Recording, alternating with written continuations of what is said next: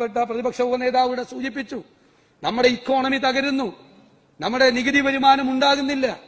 അതിനെ മറികടക്കാൻ ലോകത്ത് ഇത്തരം ഘട്ടങ്ങൾ ഉണ്ടായപ്പോൾ എന്താ ചെയ്തത്? നമ്മൾ കെയ്നീഷ്യൻ തിയറിയെ കുറിച്ച് സംസാരിക്കും. 1930 ഗ്രേറ്റ് ഡിപ്രഷൻ മുതൽ നമ്മൾ ഇത്തരം ഘട്ടങ്ങളെ നേരിട്ടത്, ഇപ്പോഴും നേരിടുന്നത്, ലോകരാജ്യങ്ങൾ നേരിടുന്നത് ജോൺ കെയ്ൻസിനെ തന്നെയാണ് വെച്ചുകൊണ്ടാണ്, കെയ്നീഷ്യൻ തിയറിയാണ്. കാരണം നമ്മൾ മാർക്കറ്റിലേക്ക് പണം പമ്പ് ചെയ്ത് നമ്മൾ മാർക്കറ്റിനെ ഉത്തേജിപ്പിക്കണം. മാർക്കറ്റ് തകർന്നിരിക്കുന്നു, കച്ചവടങ്ങളില്ല, ജനജീവിതം അതാണ് സ്തംഭനാവസ്ഥയിലെന്ന് പറഞ്ഞത്. അത് പ്രതിപക്ഷ ഉപനേതാവ് പറഞ്ഞതിന് തെറ്റിദ്ധരിക്കണ്ട. അത് നിങ്ങളുണ്ടാക്കിയതാണെന്നൊന്നും അല്ല പറഞ്ഞതിന്റെ അർത്ഥം. യാഥാർത്ഥ്യമാണ്. നമ്മൾ നിയമസഭയിൽ സംസാരിക്കുമ്പോൾ യാഥാർത്ഥ്യബോധത്തോടുകൂടി നമുക്ക് സംസാരിക്കണ്ടേ? കടകൾ മുഴുവൻ അടച്ചുപൂട്ടിയിരിക്കുന്നു. എന്തിനാണ് കറൻസി? എന്റെ കയ്യിൽ നിന്ന് നിങ്ങളുടെ കയ്യിലേക്കും നിങ്ങളുടെ കയ്യിൽ നിന്ന് മൂന്നാമന്റെ കയ്യിലേക്കും കൈമാറ്റം ചെയ്യപ്പെടേണ്ട മാധ്യമമാണ് കറൻസി.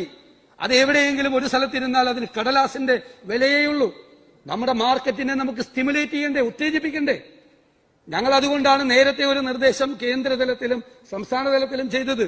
ഡയറക്റ്റ് ബെനഫിറ്റ് ട്രാൻസ്ഫർ വേണം. നേരിട്ട് ആളുകൾക്ക് പണം കൊടുക്കണം. കേരളത്തിലെ 60 ലക്ഷം കുടുംബങ്ങൾ ഈ ശമ്പളം മേടിക്കുന്ന, സ്വകാര്യ മേഖലയിലും സർക്കാരിലും ശമ്പളം മേടിക്കുന്ന ആളുകൾ അല്ലാതെയുള്ള ഒരു വിഭാഗം ആളുകളെ സഹായിക്കാൻ വേണ്ടി ഡയറക്റ്റ് ബെനഫിറ്റ് ട്രാൻസ്ഫർ കൊടുക്കണം. കേന്ദ്ര ഗവൺമെന്റിന്റെ സഹായം വേണം, സംസ്ഥാന ഗവൺമെന്റും കൊടുക്കണം.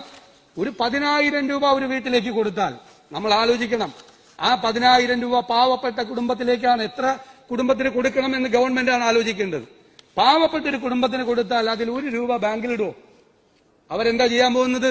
ആ 10,000 രൂപയും വിപണിയിൽ കൊണ്ടുവന്ന് ചെലവാക്കും. അപ്പൊ വിപണി സജീവമാകും.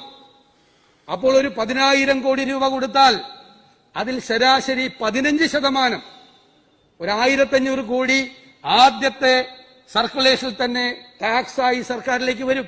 10,000 കോടി കൊടുത്ത അതാണ് ഡയറക്റ്റ് ബെനഫിറ്റ് ട്രാൻസ്ഫറിനെ കുറിച്ച് ലോകത്തിലെ സാമ്പത്തിക ശാസ്ത്രജ്ഞന്മാർ പറയുന്നത്. മാർക്കറ്റിൽ പണം ഉണ്ടാകും, ആളുകളുടെ കയ്യിൽ പണം ഉണ്ടാകും, വിപണി സജീവമാകും, പണം കൈമാറ്റം ചെയ്യപ്പെടും. ആദ്യത്തെ റൗണ്ടിൽ 15% GST ആയി സർക്കാരിലേക്ക് വരും. 2-3 മാസം കഴിയുമ്പോൾ ഈ പണം വീണ്ടും മാർക്കറ്റിൽ 6-7 പ്രാവശ്യം റൊട്ടേറ്റ് ചെയ്യും. ഓരോ റൊട്ടേഷനിലും ഓരോ റൗണ്ടിലും ഈ ശരാശരി 15% വെച്ച് സർക്കാരിലേക്ക് നികുതിയായി തിരിച്ചു വരും. അപ്പൊ പല ഗുണങ്ങളുണ്ട്. നേരത്തെ പറഞ്ഞതുപോലെ ആളുകളുടെ കയ്യിൽ പണം വരും, വിപണി സജീവമാകും, സർക്കാരിന്റെ വരുമാനം വർദ്ധിക്കും, പ്രൊഡക്ഷൻ എല്ലാ സ്ഥലത്തും ഉൽപാദനം വർദ്ധിക്കും, പല രീതിയിലുള്ള മാറ്റങ്ങൾ ഉണ്ടാകും. നമ്മൾ അതിനെക്കുറിച്ചൊക്കെ ആലോചിക്കണ്ടേ? കേരള ഗവൺമെന്റ്, നമ്മുടെ സർക്കാർ, കേന്ദ്ര സർക്കാരിന്റെ മുമ്പിൽ അത്തരം പ്രപ്പോസലുകൾ വെക്കണ്ടേ? നമുക്ക് ഈ വിപണിയെ സജീവമാക്കാൻ വേണ്ടിയിട്ടുള്ള നടപടികൾ സ്വീകരിക്കണം. നമ്മുടെ ഇന്നത്തെ പരിതാപകരമായ അവസ്ഥയിൽ നിന്നും നമ്മുടെ സാധാരണക്കാരെ, പാവങ്ങളെ രക്ഷിക്കാൻ വേണ്ടിയിട്ടുള്ള നടപടി വേണം. ഞാൻ നേരത്തെ പറഞ്ഞതുപോലെ കോവിഡ് മൂലം അനാഥമാക്കിയ കുടുംബങ്ങളെ സഹായിക്കണം. അത് ഏത് കാറ്റഗറിയാണെന്നൊക്കെ ഗവൺമെന്റിന്റെ ഡിസ്ക്രിപ്ഷനാണ്.